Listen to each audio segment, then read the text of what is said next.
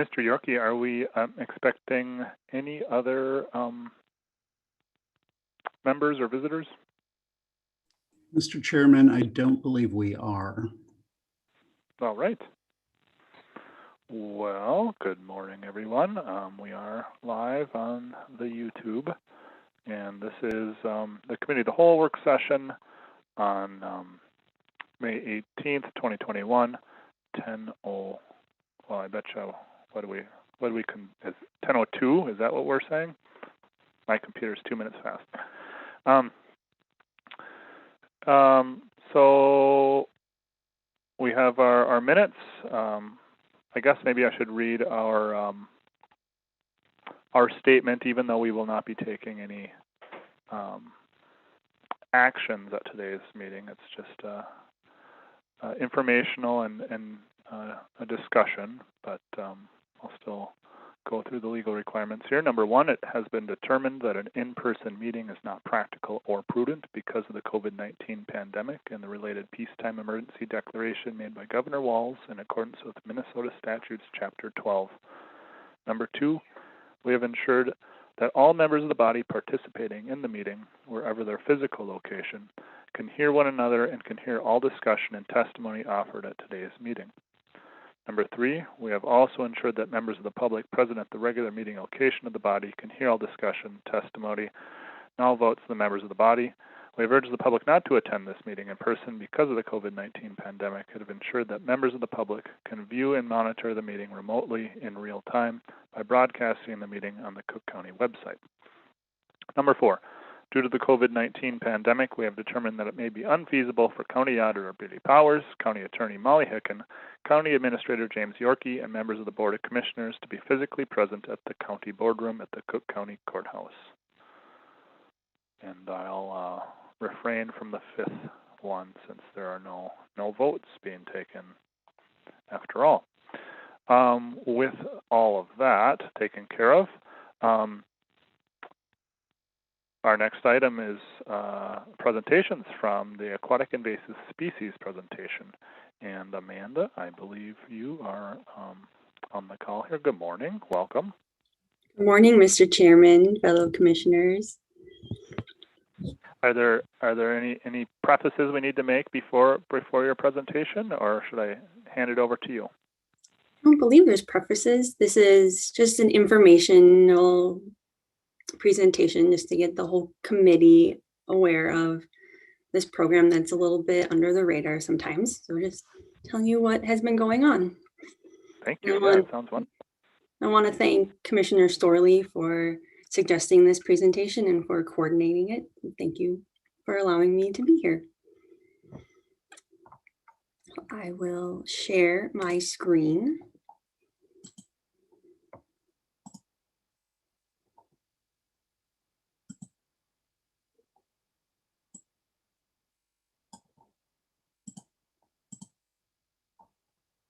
Everyone can see this? Okay. This is not my photo. This was taken by Stephen Hovland, so copyright is given. I will start off by saying this can be a dialogue too. If there's any questions that you need to ask in between or you want more clarification, we can do that during the presentation, or of course we can save that for the end, whatever is comfortable with everyone else. So here's the brief timeline. So in 2014 is when the Minnesota legislature passed the AIS Prevention Aid. In order to receive these funds, counties needed to adopt a resolution or a plan. So in 2014, the Soil and Water District Manager formed a task force that had fisheries biologists from the Forest Service, the DNR, and a soil and water supervisor, along with a couple really knowledgeable citizens. And those individuals are all on the committee currently. So this group they're AIS lifers. So they got together and they established the prevention plan. And then that was adopted by the commissioners in 2014 in December of that year.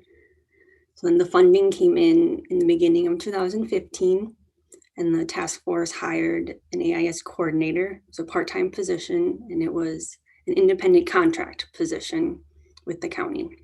And that I was privileged enough to be hired to do that position.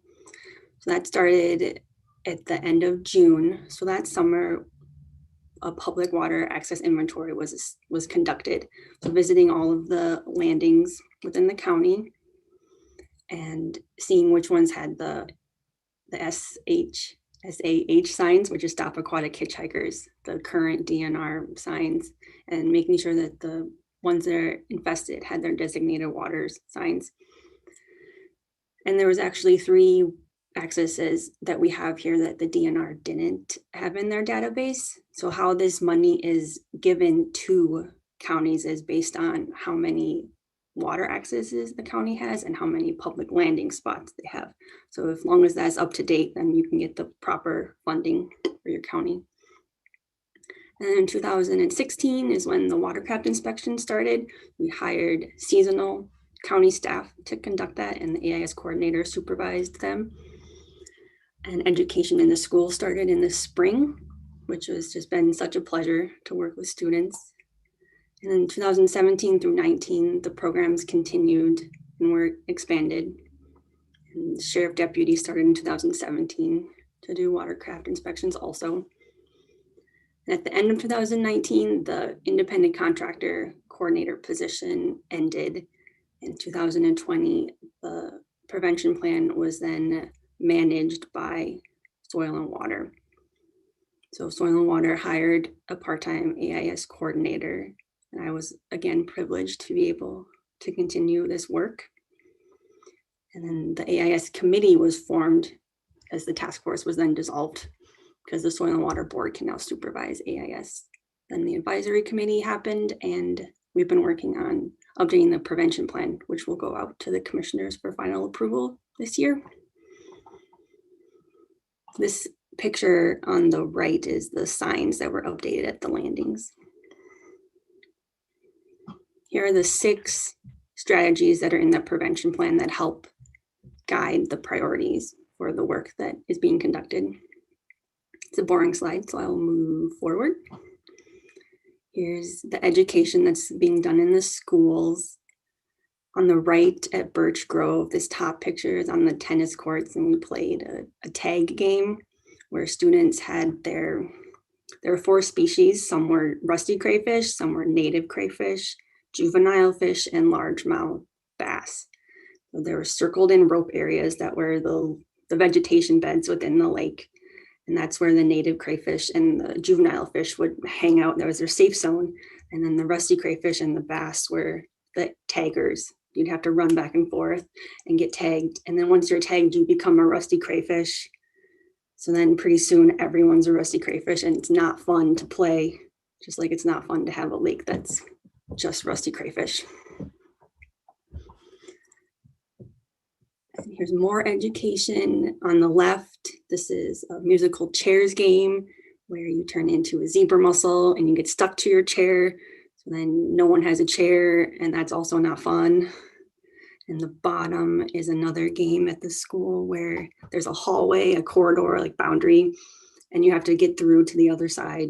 But if you touch another person, you have to freeze in that position. And then you're a zebra mussel, and then no one can pass through. And you can tell the kids got really into it, like getting the leg up, like I got stuck in this position. So it's a fun way to interact with them, and they actually retain a lot of this information, and they go back to their parents when they go fishing, and I'll hear the parents in the grocery store saying, I got in trouble with my kid because they told me to pull my boat plug out, or I was going to dump the bait, and then I learned from my child that that's not supposed to do that. And on the right side is what I think is the best day of the school year, the exploratory day for 6th graders. This is up at Seagull. And they get waders, and they get to go out and do little zooplankton tows and see the tiny critters in the water and do vegetation samples. Next, another part of the prevention plan is outreach. And so in this county, we have relatively few infestations compared to other counties in the state. So we actively work towards AIS prevention, which is best accomplished by individuals changing their behavior. So outreach with those one-on-one interactions is key. That's what this county has been able to focus on since we don't have very many infestations. These are just some of the outreach events that have been done. Bottom here, rusty crayfish boil. These crayfish were harvested from Pike Lake, and this was at Gunflint Historical Society fundraiser at the end of the trail with the fire hall at Seagull. Not very many people ate them. They tried them. And the rusty crayfish at the fish pick parade. And we have a great relationship with law enforcement, and it's been really positive and helpful to have them on board. And even in the winter, AIS doesn't sleep. Sometimes we have to remind fishermen that they're still out there. Here's some of the campaigns that have been done for marketing. Be a Clean Water Superhero was the first one in 2015. And then this one in the middle was in 2017. And then we've switched to the Clean Drain Dry, which is the national campaign, just to have a more streamlined brand. And here's an example of 2 articles that have been printed. The one on the left is an insert in the News Herald. Don't let your lake get these fleas. And on the right is a watercraft inspection article from Northern Wilds. And there's Leroy, who's a returning inspector. I'm sure you've seen his smiling face out at landings. He's really passionate about keeping everything clean for our grandkids. So we also advertise in Boreal and Northern Wilds, WTIP underwriting. And there's also magazines like Boundary Water Journal and Lake Time magazine. And there's Care 11 commercials and Linder Angling Buzz. So it's a statewide impact. An example of the placemats given to restaurants and the coasters. This one has a milfoil monster and then the walleye that's native. Keep this in our lakes. The glass has a zany zebra mussel and then Blarb the carp. The bait bags given to the bait shops within the county. There's going to be new design coming out this year saying don't let it loose. Just a reminder for people not to dump your bait back into the water. And our inspectors have clean water, tap water in a jug that they can give to lake users that have bait that they want to keep. So there's fresh water because you can't transport lake water. And here's the Watercraft Inspection program. Again, we've been focusing on the one-on-one interaction. So this is a great way to reach those lake users and get them to change their behavior. And on this bottom picture, you'll see that there's the Aquatic Invasive Species Law Strictly Enforced sign with the sheriff logo. You've seen those around the county, and we are so grateful to have that partnership still with the sheriffs. So these signs are at the bottom of the trails, Arrowhead, Gunflint, Caribou, and Sawbill, and then at the rec park. Here's a simple table. It's a summary of the 5 years of inspection work that's been done. This top graph is just to reiterate what we all know, that in 2020, it was really busy. So there's less inspection hours, but more inspections that were done per hour. And the compliance down here, that is when we're checking for if boat plugs were out when they arrived, or if they removed the boat plug when they exited, or if there was any standing water in the watercraft or any mud or vegetation on the equipment. So we've been doing really good. And out of state is always interesting, just as a standpoint, to see who comes up here from other places. Any questions? I can explain more or move on. Well, that's a common question I get, is about the edibility of the rusty crayfish. And can you remind us, there's another crayfish, is that in our area, or if we see a crayfish, it's the rusty?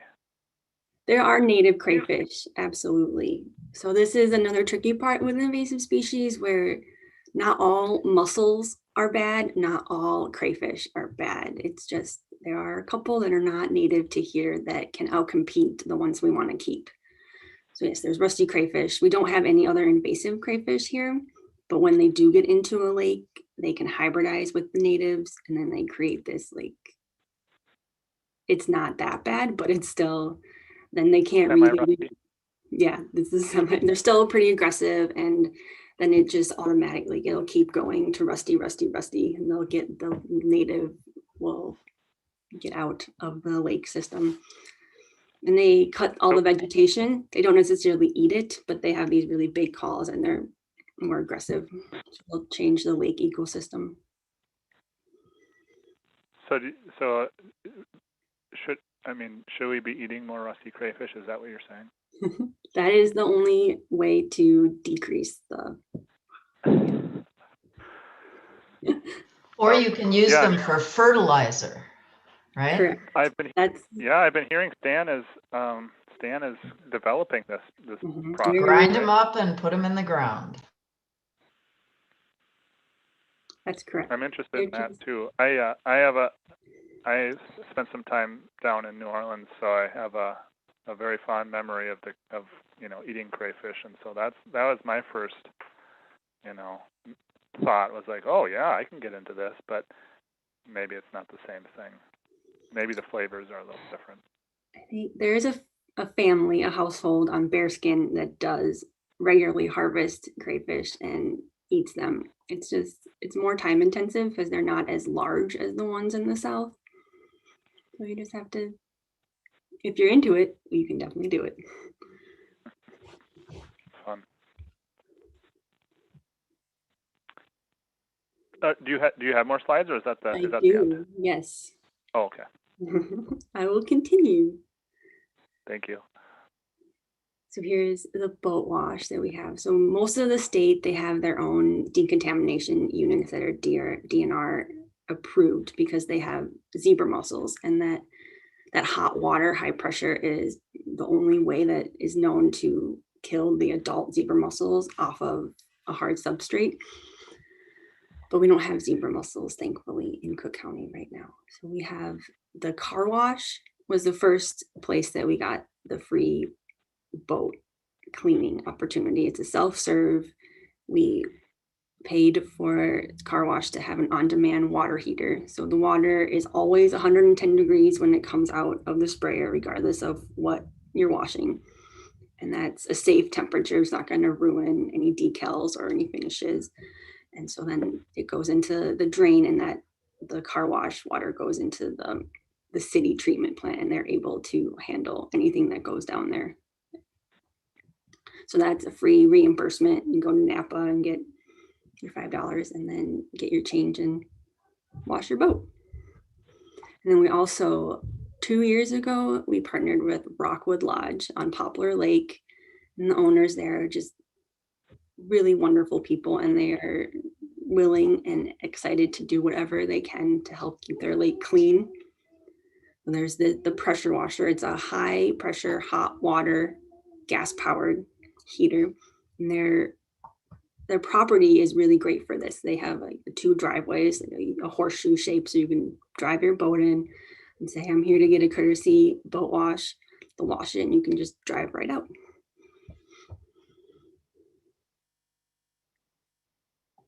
And monitoring is another important part of AIS prevention. We need to know where these infestations are, and by detecting them early, they can be preventing further spread within other water bodies.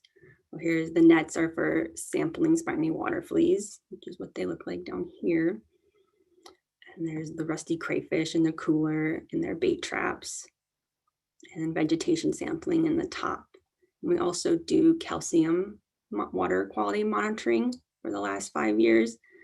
And that's been really interesting to see the increase in a slow increase in some of the lakes. And the reason why we're testing for calcium is because it's a limiting factor for zebra mussels. Zebra mussels need 15 milligrams per liter in order to reproduce and keep their shells strong enough to survive. And right now the lakes are averaging around 6 milligrams per liter. So having that information available and working with the highway department on their calcium chloride spray, just to make sure that we're not adding too much into the environment. And Can here you are repeat that, those numbers again, please? The what the zero muscle needs versus what there is right now. what the lakes are averaging here is 6 milligrams per liter. Some are above, some are below. And then zebra mussels need 15, Okay. 15 milligrams per liter. And this slide, And I'm sorry, and have we seen that average change in our lakes? it's fairly consistent. There's been a couple lakes that it's going up faster, maybe from development or, yeah, we don't actually know why, but so we at least have that information and we're monitoring it and we know, but nothing is above 10.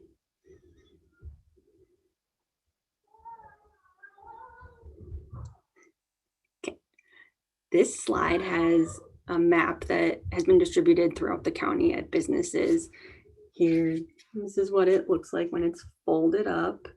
It has a partnership between Lake County and Cook County. So the map has lakes that are infested outlined with the color of what they're infested with. So these are, and then a whole bunch of other invasive species information, and just given out to everyone at resorts, restaurants, bait dealers, gas stations.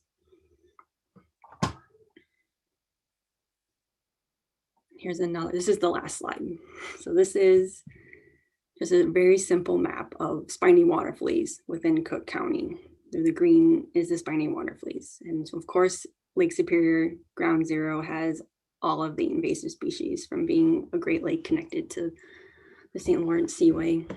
And then the lakes that have spiny water flea, Devil Track, Trout, Greenwood, McFarland, Gunflint, Sag. These lakes, this is just a hypothesis. There's nothing that can prove it, but these are also lakes that are large enough to put a Lake Superior going boat in. So if the conditions are not favorable on Lake Superior, you can go inland to one of these lakes and put your boat in. So it seems like Lake Superior is a vector, and that's how they were spread within the county. And once they're established inland, though, since the waters are so connected, it's easier for them to go like here from McFarland into Pine and Caribou. So these things, it's important for us to change our behavior and to keep the spread at bay, because the spiny water fleas have no control. And there's a lot of research out there right now showing how they impact the fisheries. I bet you there's some in East Pike there too, if it's in West Pike. Mm-hmm. Sampling for them is a little tricky, and there is also scientific papers out there showing how difficult it is to find an early detection of spiny water fleas. It's usually once they are abundant to a certain threshold is when you start seeing them. There has to be so many before, and then they're already established for a long time. There's been sediment core research in Lake Mille Lacs who's had them. They were first found in 2001 in Mille Lacs, but then the sediment cores show that they were in Mille Lacs for 29 years before that detection. Wow.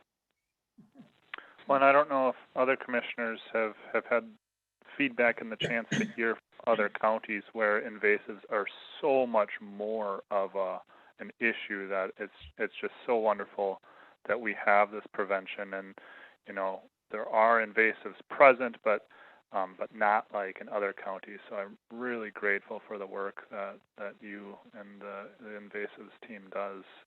Amanda, thank you very much. Thank you, Mr. Chairman.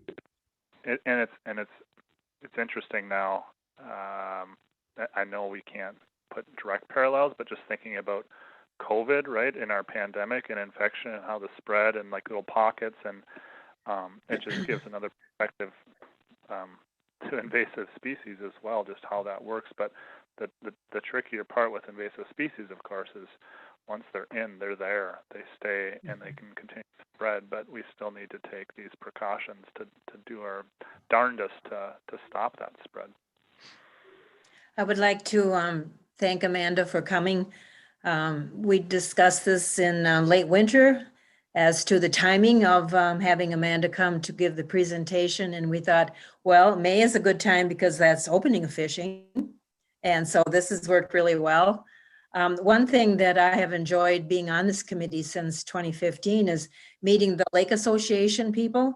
They are a trooper of people where, you know, Caribou Lake, Tate Lake, Gunflint, you name it. And they're out there, they're testing water. They're just very active in helping Amanda and the committee understand what's happening. So I've appreciated being able to go to their meetings up until last year, but hopefully that'll start again. And the inspector program.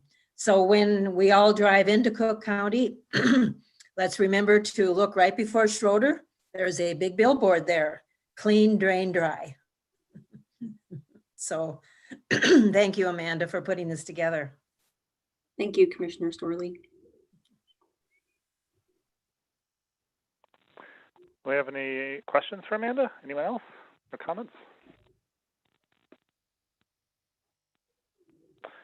I guess I have another question.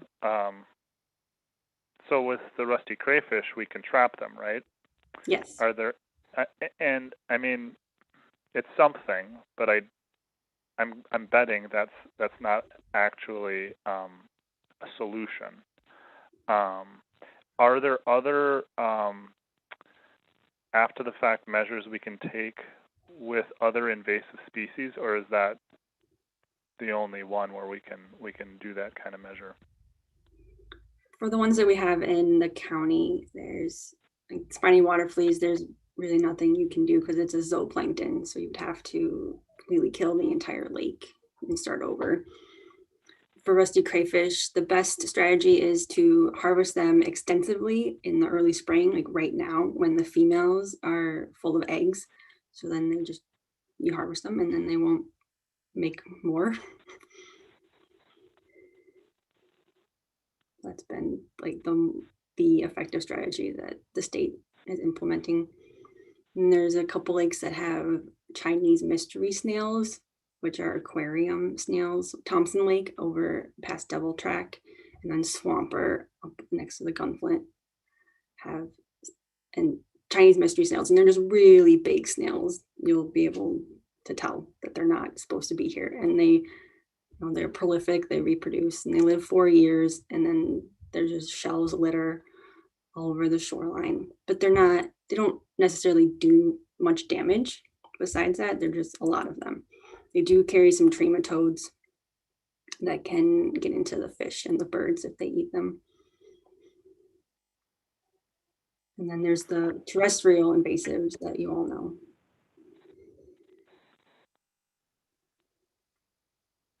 Thank you. Did I answer that question?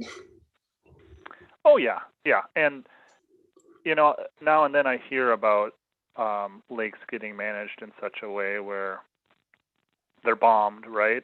I didn't normally what I hear about is more of a particular species of fish that's trying to be reintroduced or managed, not so much as aquatic invasives. Is that a thing that's being done in other counties to try to fight the invasives? There's the biological control for milfoil. There's a weevil that can get brought into, and it targets just the Eurasian milfoil. That's been really successful, trying to do that instead of doing mechanical harvesting or chemical control. And zebra mussels that's a copper sulfate type of application that is used in the water column that can, it kills the veligers and then it dissolves the shell of the zebra mussels.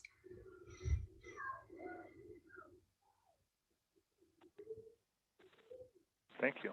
Yeah. I don't think I have any more questions. Anybody else? Really appreciate the presentation. Thank you.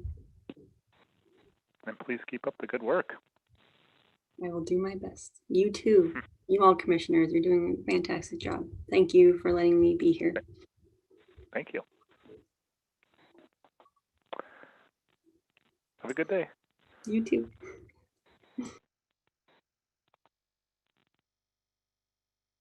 And that brings us on to item 3, Administrator, our public incentives policy. And this was sent out to us, I believe, just yesterday, this evening. I did have a chance to go through our current or abatement policy, which I had not gone through previously. So thank you for forwarding that on, Mr. Yorkie.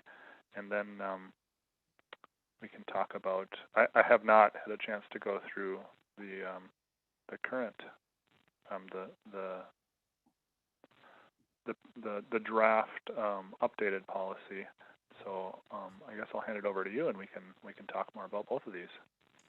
Thank you, Mr. Chair, and good morning, commissioners, again. So a couple of weeks, or actually a month ago, at the last Committee of the Whole meeting, we had a presentation from a few folks regarding a couple of proposed developments in the West End that involve mixed retail and multifamily housing.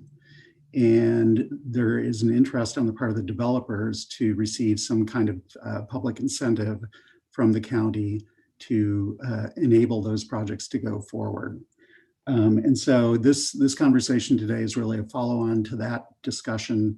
And I want to note Brady Powers, the auditor treasurer, is not with us today. He had to be out of the office. And so Brady really has a lot more background in this area than I do. So I'm going to offer a disclaimer that there may be some questions that Brady would be in a better position to answer that I may not. But we'll go ahead and have this conversation and see what questions there are. And then this is really just setting the stage for hopefully the adoption of an updated policy to address requests for abatements and tax increment financing. So just a few things. So I did send out, and I want to apologize for not getting this information to you sooner. I had an unfortunate incident involving my laptop and a glass of water this weekend that kind of threw a wrench in the works. So was scrambling to finish this up.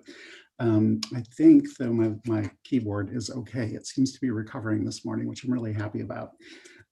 So anyway, I did send out, or I did have attached to the agenda, the existing policy that the board apparently adopted a long time ago regarding tax abatements.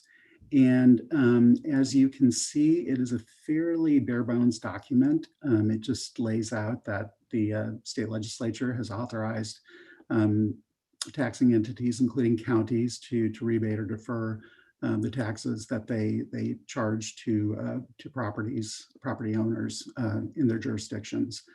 And the purpose of the policy was to, again, provide incentives for developments that have some kind of public benefit. And so the difference, and I don't know how many of you had a chance to tune into the recent Ellers presentations on public financing. They had a couple of presentations related to abatements and TIF that were pretty useful. And for those of you who weren't able to tune into that, I do have the handouts, the presentations from those events that I can share with you. But basically, tax abatement is something that cities, school districts, counties can all use to reduce the tax burden for a new project, to enable it to move forward when it otherwise might not be able to. And so the policy that we have right now acknowledges some of the dynamics in which these decisions, or some of the factors that are considered when these decisions are made. Tax incentives can be used for a variety of purposes. It can be used to encourage economic development, to grow the tax base, to provide new jobs. It can also be used to incentivize new housing, which is a key issue in our county, obviously. It can be used to remove blight and replace it with something that is more desirable and has greater value. And so the county's had a policy on the books for a long time to address economic development through tax abatement. And one thing that is notable about the policy is it expresses some of the risk that goes along with implementing a tax abatement, which is in the middle of the page, you can see that the board is concerned that direct government involvement in economic development process through the abatement of property taxes may shift a disproportionate share of the tax burden to other properties in the county. And so when you're considering this kind of incentive, there are implications for other taxpayers, obviously, in the county. And so, these things have to be carefully considered before decisions are made on whether or not a property should receive a tax abatement. Tax increment financing is similar to tax abatement, but the difference is typically TIF is used by cities. It can also be used through economic development authorities and housing redevelopment authorities. Typically, the county's role in implementing TIF is just to provide a framework for the collection of those taxes. Really, counties don't typically directly implement TIF themselves.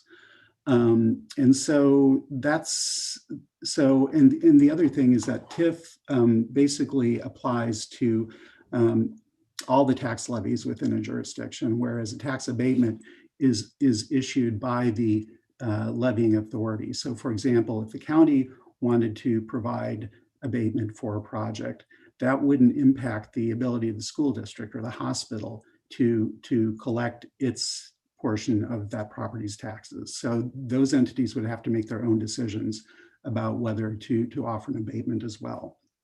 So that's kind of where we are. So we do have a policy currently, and you can see that it is pretty general in terms of the information that's requested from applicants. Name of property owner, the description of the expected financial benefit to the county, a description of the public interest served by the proposed abatement, including preserving tax base, providing jobs, providing or helping acquire or construct public facilities, and redeveloping blighted areas, basically. And so we do have a policy currently. Again, it's old, but it's on the books. And so, one option would be just to say, here's our policy and we're going to use it. But I'm wondering if it wouldn't be advantageous to update it and maybe have something that is a little more detailed and that sets out clear requirements for what developers have to provide, just for the purpose of providing some greater level of assurance that the decision is considering all the factors that need to be considered, and that also provide for good documentation of what is being proposed.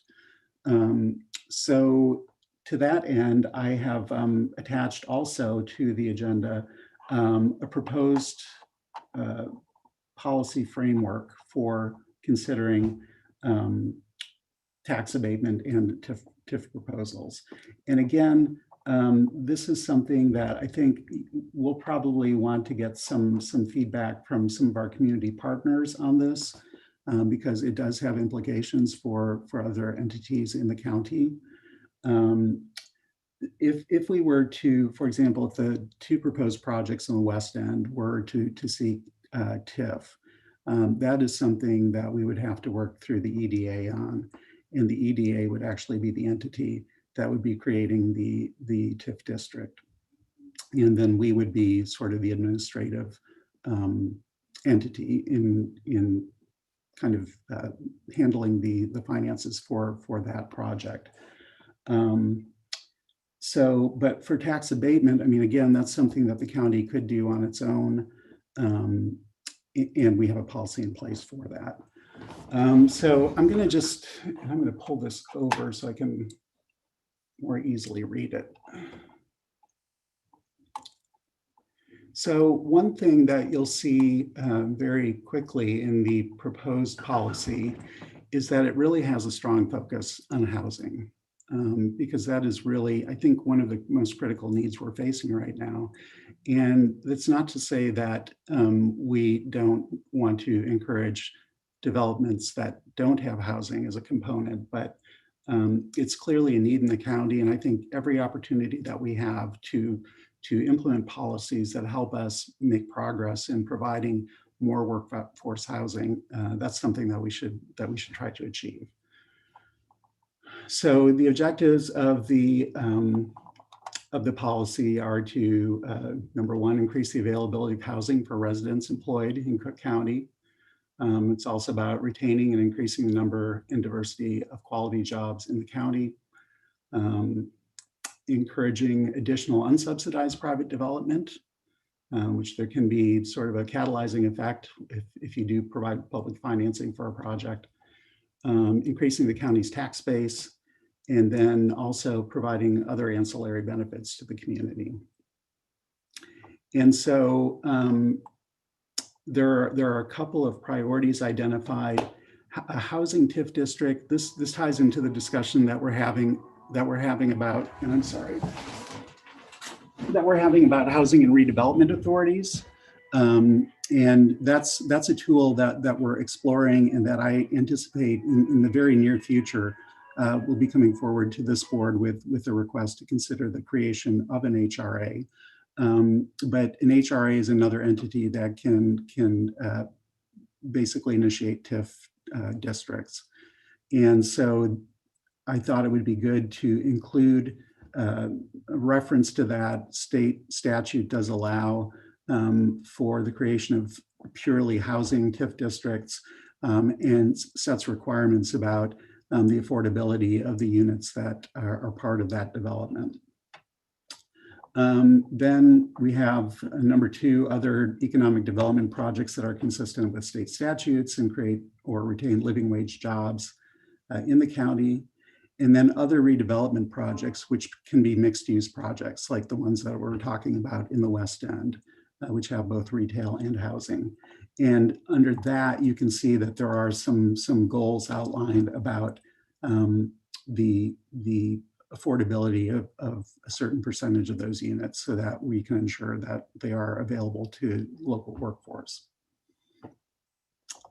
So moving on to policies, this is just kind of outlining what the policies are that govern our use of public incentives. Basically just linking the level of assistance to the attainment of the community objectives that we defined.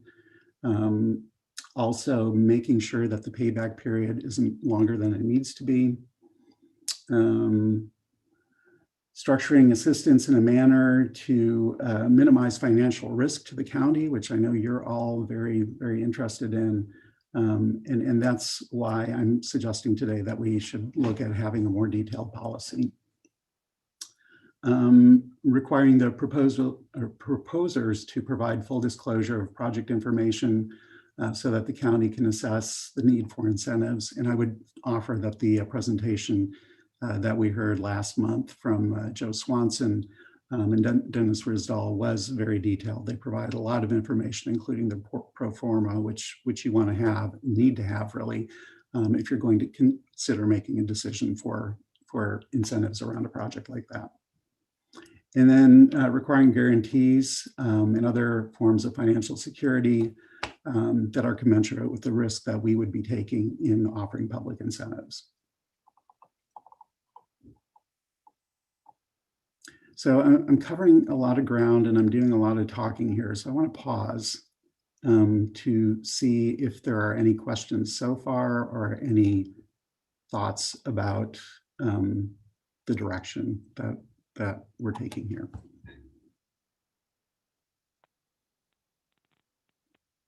Thank you, Mr. Yorkie. I do have. Could you I guess back up a little ways and Sure. talk a little bit a bit about this draft and just the formation of it, and if it's a template that we're working off of, or and I am also kind of curious about some of the numbers. Sure. And for that matter, it's probably worth discussing our current policy as well. There are some items in there that I kind of question, and I'm not holding us or you to that form creation of that policy, but I just want to make sure that we all have common understanding of what's involved and what actually might be exaggerated or whatnot. And so on that end, one of the questions I had about our current policy, and forgive me if I'm getting TIF and tax abatement mixed up, but it's just in our current policy, it talks about the 1 year or 1% of the county levy amount, which is quite significant. But then it also says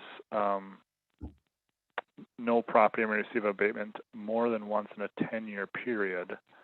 And that almost seemed like it would go without saying, but could you remind us of just what those periods, those time periods can or could be? So I think for, I recall seeing them like 25 years. So for TIF, time frames for TIF can range from 5 to 10 to up to 20 years, for example. Okay. And yeah, I wouldn't expect someone asking or an organization asking for abatement repeatedly on a property that kind of goes against the intention of the abatement or the TIF. So I just thought that was kind of interesting in our current policy. And then what were some of the other items? Oh, just as far as how the dynamics work with the tax base. What paragraph is it? 1, 2, 3, 4. Just about the shifting a disproportionate share of the tax burden.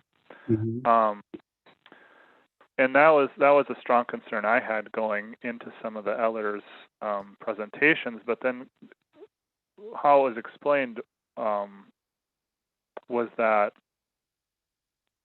there isn't, it didn't seem like there actually was a shift to others. It was just not an increase on that particular property. And so I guess you could interpret that as a shift onto others if everyone else's increase was happening. But I just feel like that characterizes it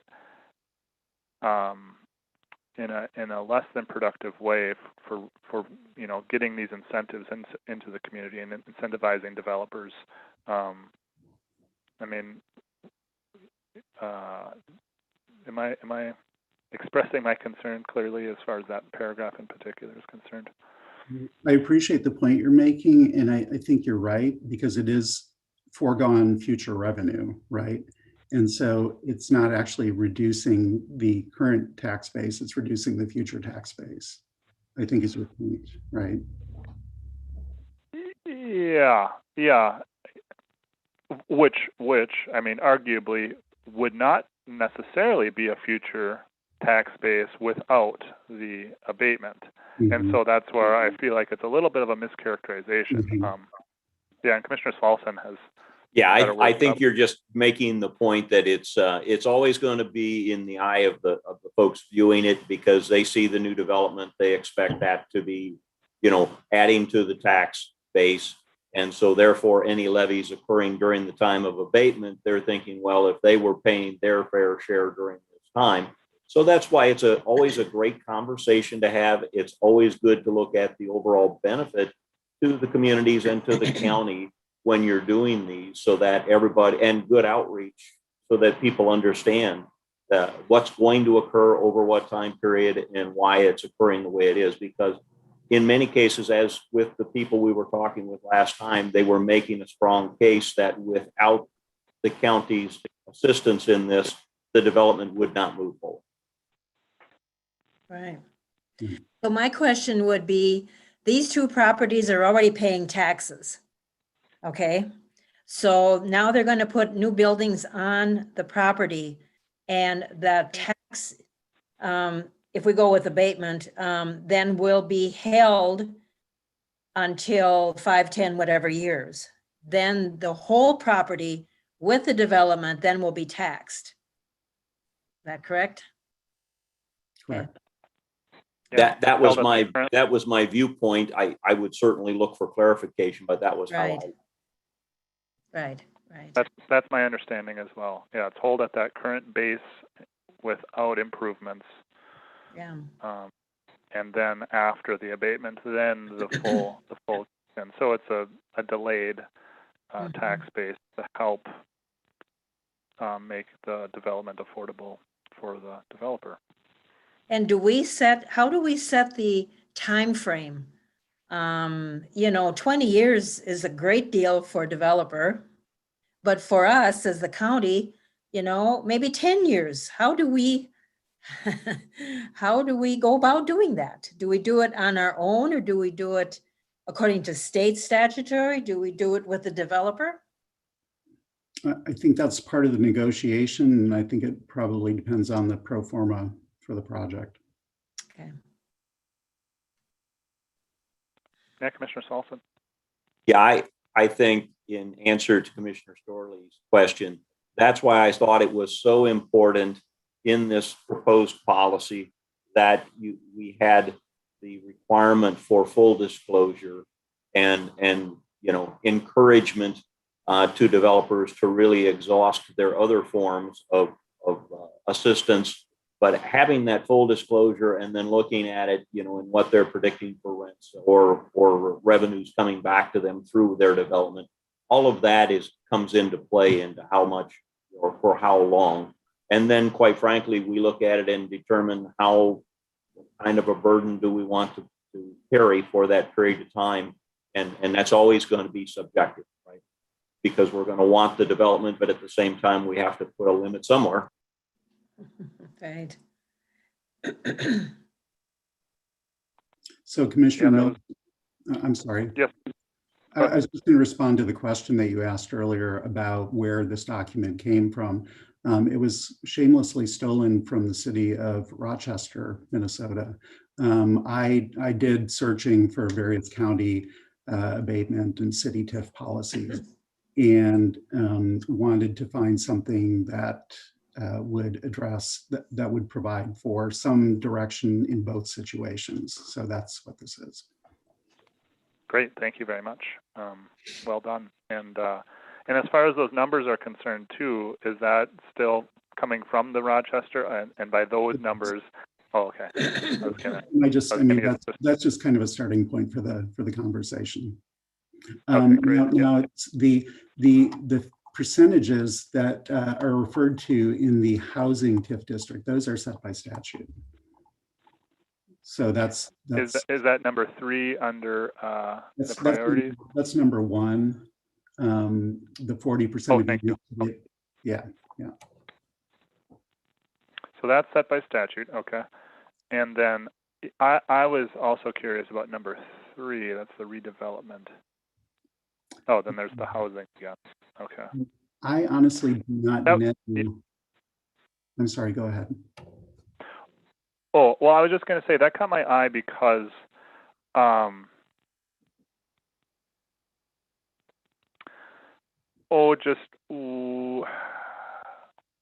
feel like it can be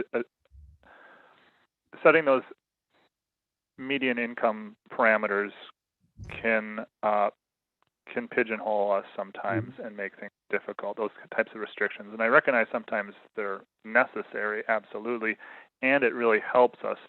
It can help us target workforce, but I know that there has been frustration in the workforce for some of those limits as well. So I don't have anything specific in mind. I just wanted to bring those general challenges forward. And that's why you see the big draft watermark on this document. Yeah, right. This is really just a starting point for the discussion. Yep. A question towards the end of the document. So this would be under Roman numeral 9. There's reference to an application fee. Mhm. Does the city of Rochester, since that's where we've looked for an example, is that a standard application fee, or does it depend on the cost of the project overall? It's a standard fee. And Standard fee. I pulled it out because I didn't want to give anybody watching this meeting a heart attack. I think it was like $5,000 or something. Yeah. Well, For a big project, that's not much, so. right. But yeah.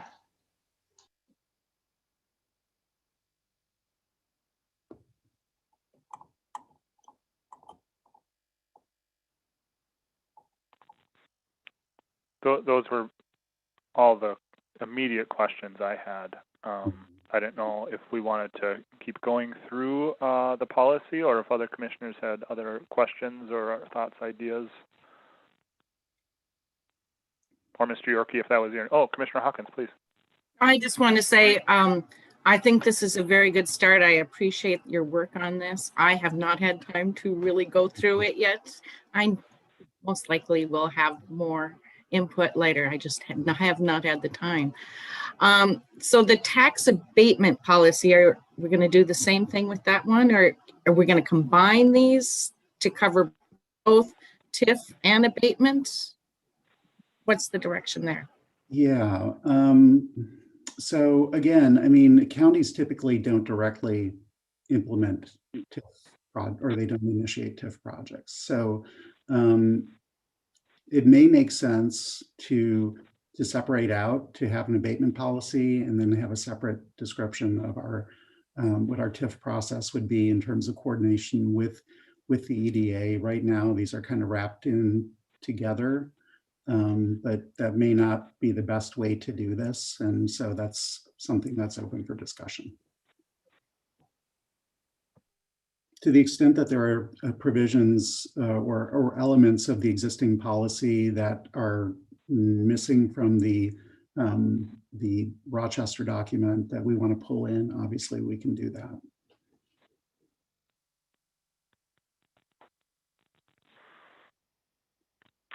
Mr. Yorkie, was it your intention to go through kind of the whole thing today and continue on that path, or?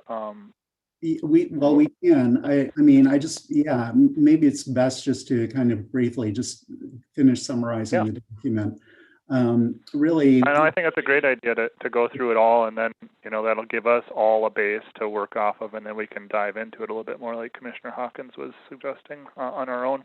Sure. Come back and So, I mean, the provisions, section 6, really just speak to the process and the documentation that's needed from the developer to enable us to consider an abatement. And so it relates to, making sure that all proposed developments have the appropriate land use and zoning approvals, financial documentation needed for the board to make a decision. Also speaks to leveraging private investment to the greatest extent possible, which obviously, we're wanting to make sure that that we're only considering public incentives when it's really absolutely necessary. And then if incentives are to be provided, we need evidence of the private financing that the developer will use. Related to TIF projects, again, just providing the sufficient financial detail so that the assessor can estimate the market value of the project upon completion. That gets to the estimated increment that would be generated by the development. And then just other sort of, financial and legal disclosures and requirements needed to make a decision.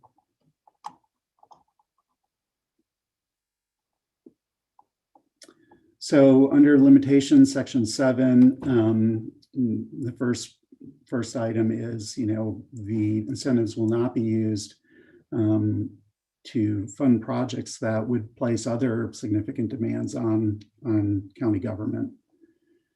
And because number 2, because tax abatement requires an offsetting levy increase, it's used sparingly, which is very consistent with the language in the existing abatement policy.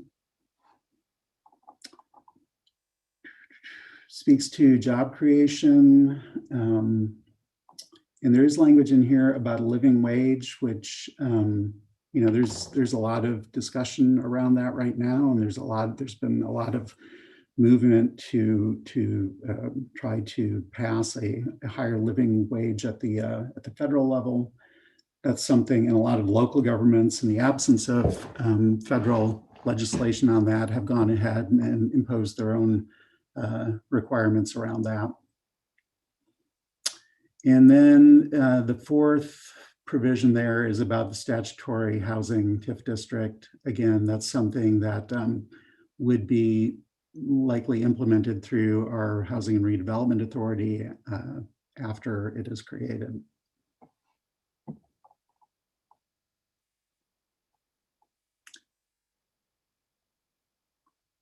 And there's language there too about, possibly providing additional leeway for housing projects that meet underserved market needs, such as senior housing or special needs housing.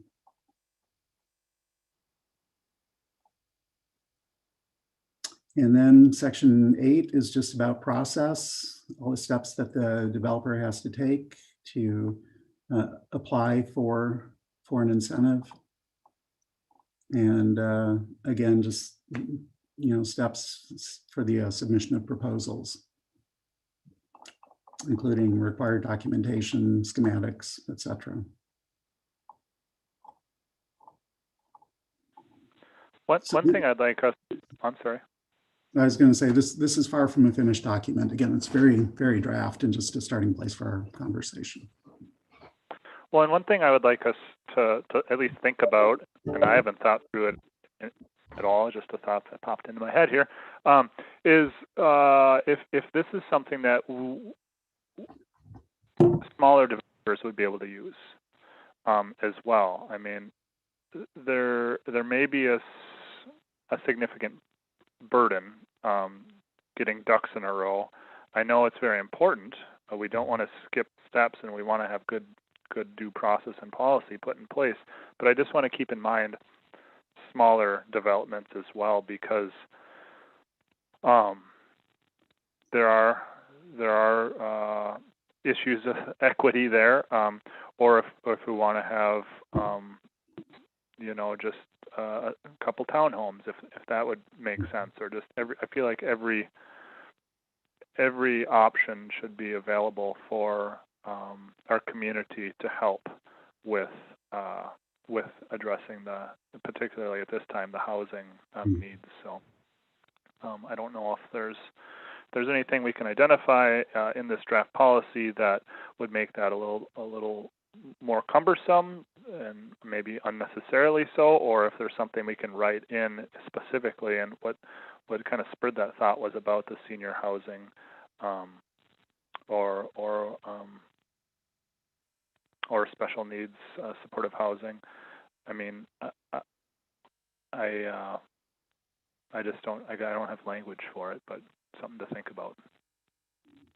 Mr. Chairman, I think that's a really good point. We don't want to create undue burdens, and we don't want to make it more difficult for folks who would want to do a smaller project to be able to move forward on that. So I think that's a great point, and it is a balancing act, right? I mean, we want to make sure that we're requesting the appropriate documentation and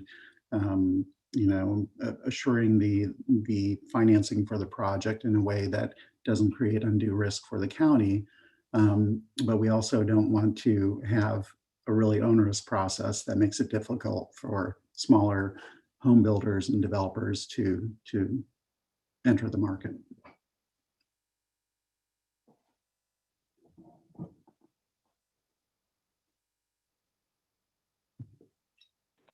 Commissioner Swanson. Yeah, I did. I just wanted to commend Administrator Yorkie for going out and looking for one in an area that is clearly, Rochester has gone through a tremendous amount of development and things through the years. So taking a process like that has clearly been tested and is going to have many things already developed in it versus trying to create our own. I'm a true believer in going out and shamelessly taking the very best you can find and then trying to make it better so that, you know, you're starting off on a very good footing. So I really commend you for doing that. I agree with you. I think it's probably, well, at least we need to give that consideration to make sure that the smaller developers have an opportunity to participate. And then we'll have to make the decision on how much of that, you know, based on the size of the development and the good to the community and everything else. You know, that scaling will always be a conversation that we'll have to deal with as we go through it. But again, this has many of the elements that I had thought of as we were discussing this. And I think it puts us in a great starting spot. Then we can just work on making it better. Thank you, Commissioner. I guess the other point I would make is that, you know, we do have these two proposed projects in the West End, and they are going to be looking to us for getting this policy finalized so that it can be used to consider their projects. So there is a little bit of time pressure here, but I want to make sure that we're carefully considering all the angles as we determine what is best to include in this policy and what will best serve the residents of Cook County. Nothing focuses the mind like a good deadline. Mm-hmm. True story. I'll keep that in mind. Commissioner Sullivan, you've had your, yeah, thank you. Just a question, has Mary Somnus and members of the EDA had a chance to visit with you about the policy? Since there's reference to the EDA in there, I'm just curious about their reaction. Yeah, not yet, but I'm definitely going to have that conversation with her. Great. Yeah. There was one other area that I wanted to talk about on that our current policy. Well, a couple actually. One is the Intergovernmental Committee. I'm wondering if that is the Joint Powers Board or that's a different committee, I think. But it sounds like we could maybe. I know we're talking about a different name for the Joint Powers Board, so that could be an idea. But we no longer have that committee. I wanted to point that out. So this policy, certainly we already knew needed to be worked on. But then going down to that second page, let's see, well, provide or help acquire or construct public facilities. For which facilities, how? And that question doesn't make sense to me. Mm-hmm. Can anyone interpret that differently? Or in a way that would make sense? Like I can't see how a private developer would be trying to build public facilities. Or Commissioner Hawkins. I believe that has to do with Superior National. When we did the abatements back then, it was private developers that put the money in to develop the public entity. So. Thank you. Yeah. Okay. Yep.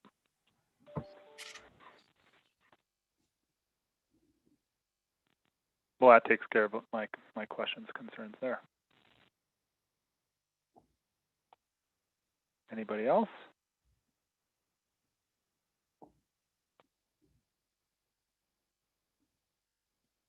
All right. Administrator Yorkie, has there been much more development on the HRA side of things, or any further? I'm glad you're asking that question. So actually, we are expecting our friends from the Minnesota Housing Partnership to do a site visit coming up on June 4th. And so it would be, and to the extent that this board has an interest in maybe setting a time to meet with them, we could certainly arrange that. They were mostly wanting to just do a tour of the county and look at some potential areas for housing development. And so Mary Somnus and I are coordinating with them to get that scheduled. Okay. I feel like we as a board have had an opportunity to meet with Minnesota Housing a couple times. I don't know that we need to again now as a board, but perhaps as things move along, if issues come up or we have further questions. I mean, of course, we're very capable of reaching out independently if we have questions. But do other commissioners feel differently, or do people see a reason why we should meet as a board with them again at this point?